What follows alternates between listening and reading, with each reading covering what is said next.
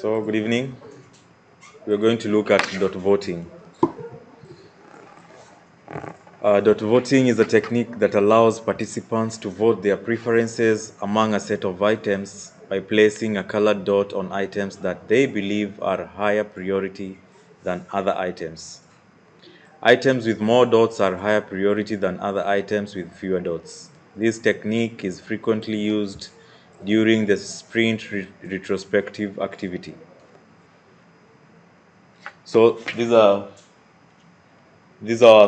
sticky notes, and the insights represents the activities, right? So our Scrum So team. let's say, guys, that you are making sure that you want to decide on something in the meeting.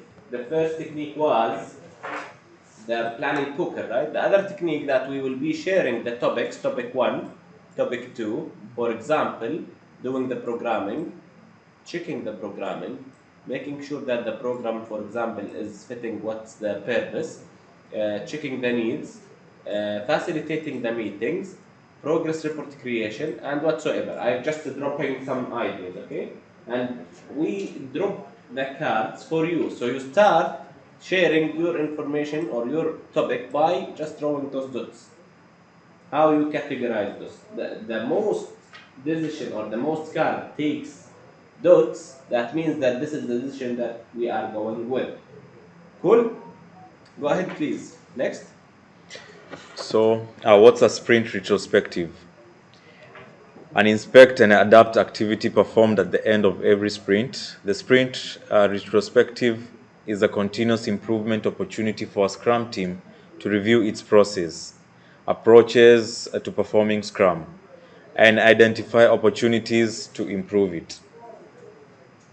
So inspect and adapt.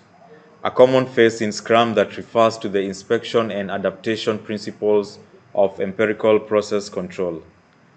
The principle of inspecting a product or process and making adaptation based on what is learned.